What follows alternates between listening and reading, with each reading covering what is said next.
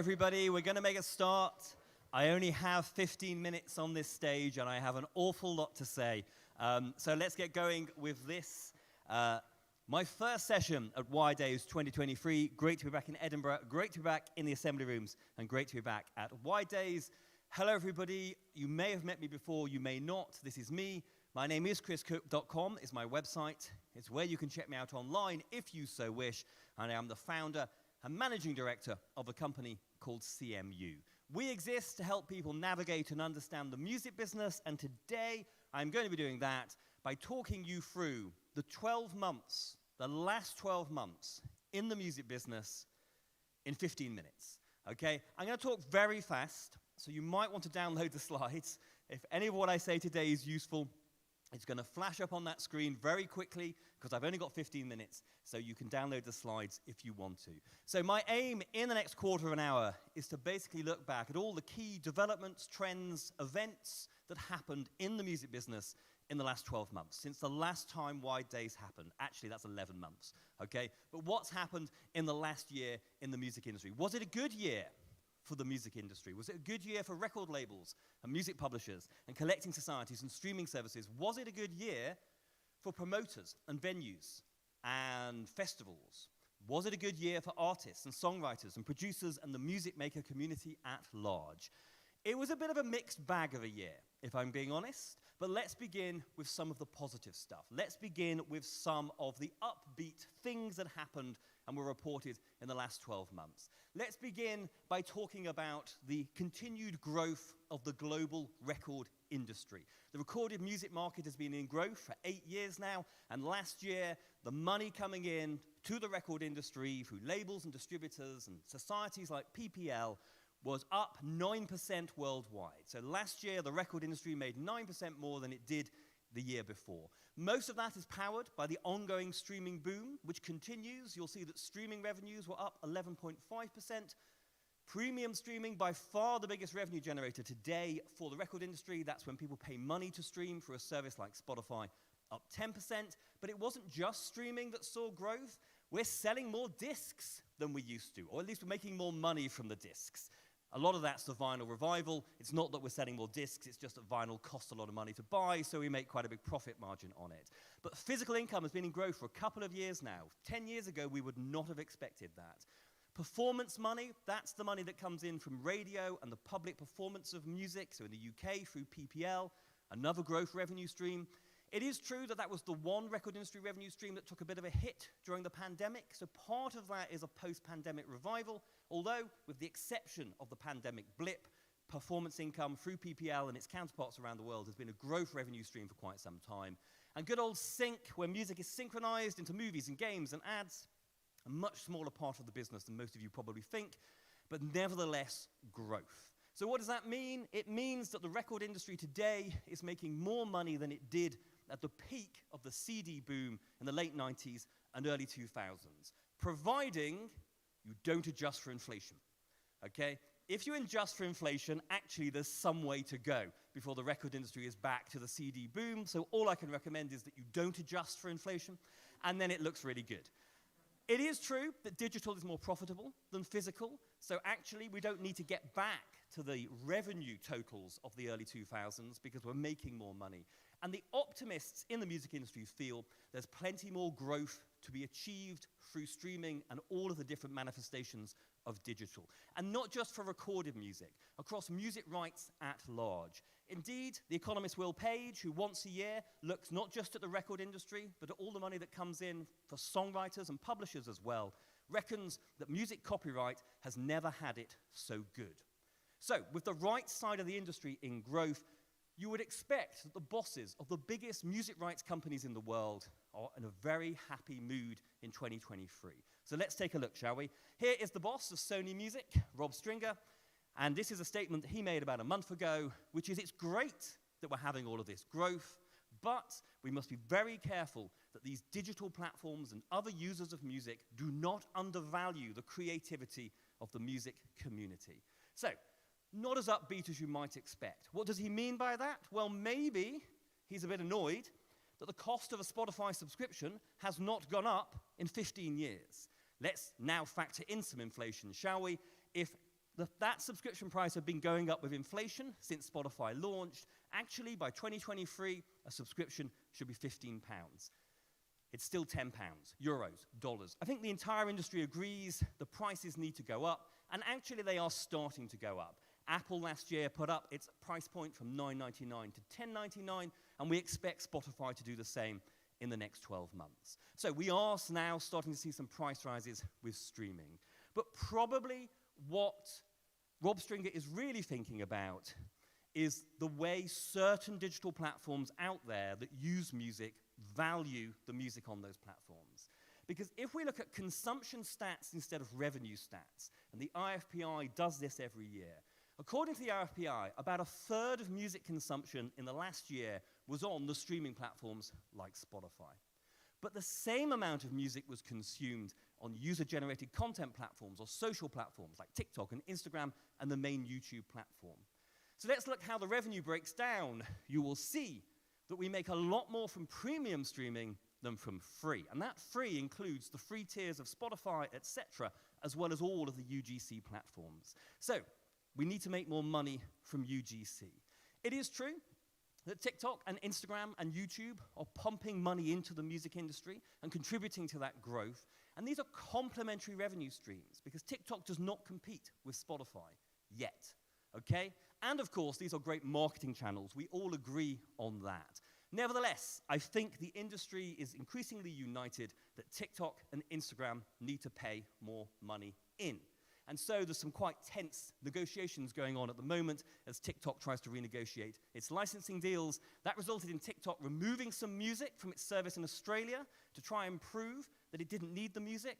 Actually, we hear it proved that they did, so maybe that's going to be good for the record industry. Assuming, of course, TikTok does not get shut down in the next year, because you're probably aware in the last 12 months, TikTok's real concern has not been its licensing negotiations with the music industry, but the increased pressure by governments around the world over concerns that the Chinese government has access to all of your TikTok user data. TikTok is adamant that they do not.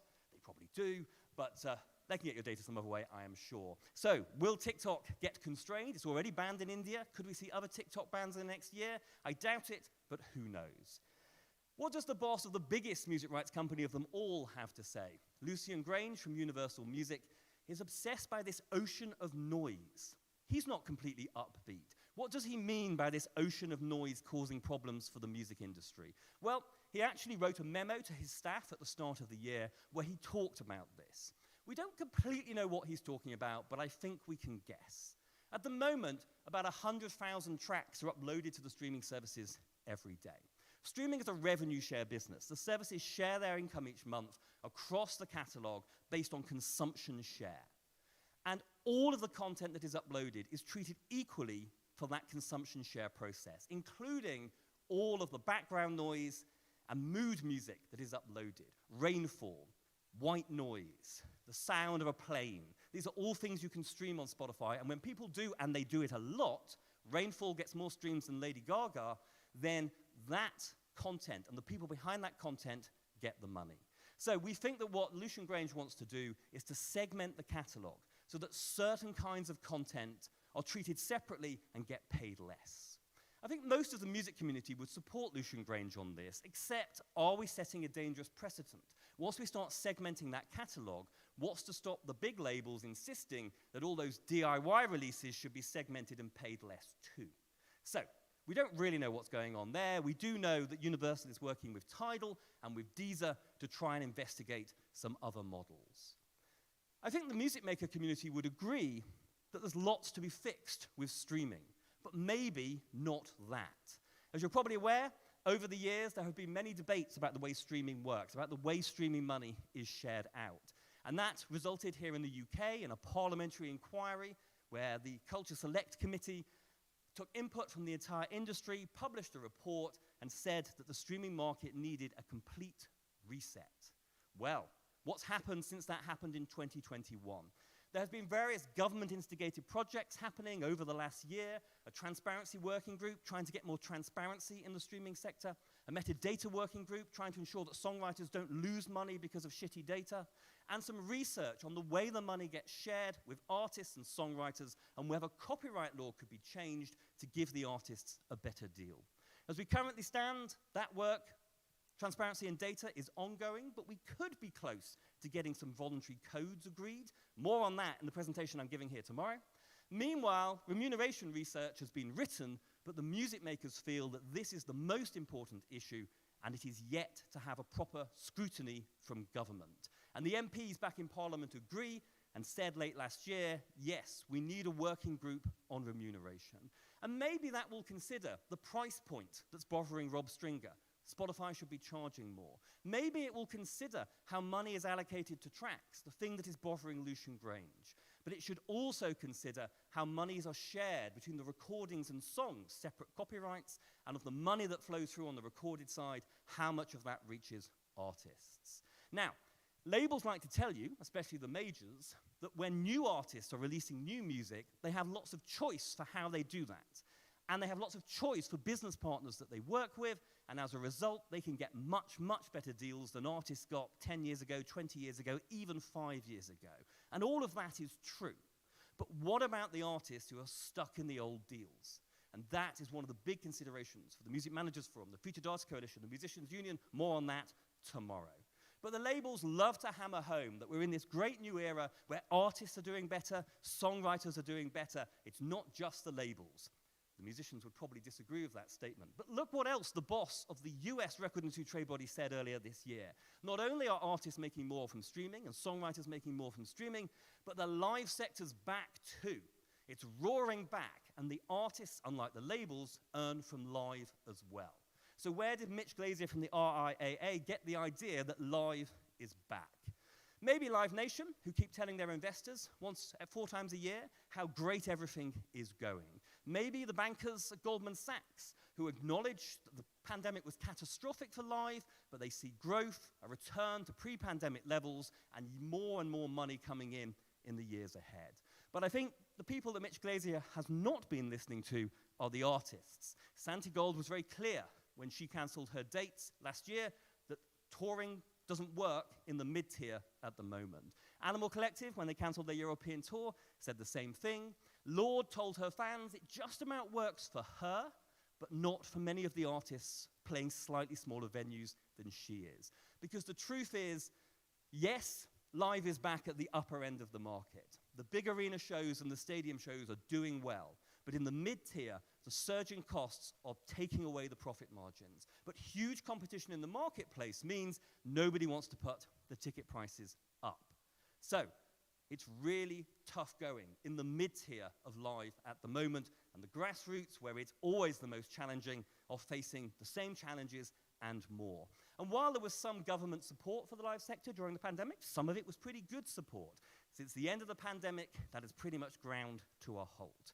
On top of that, if you're touring Europe as a British artist, you've got to factor in Brexit. And of course, the Americans, the USA, is planning to put visa fees up for any artists touring there. Clearly, a lot of support is needed on the live side of the business. There's lots of great initiatives out there. Live is an organization that speaks for the entire live sector, really pushing government for more support. The MMF and the FAC reignited their Let the Music Move campaign to try and sort out the US visa fee price increases. And of course, the Music Venues Trust continue to have lots of different initiatives to try and support what's happening at the grassroots. Lots of work needs to be done on the live side. But I've got 2 minutes left, and I need to end on something upbeat. So let's check back in on all those technologies that everyone was talking about at music conferences a year ago. Okay, what's happened with these? Have these come of age? Are these making everybody lots of money? No, nobody cares about those anymore.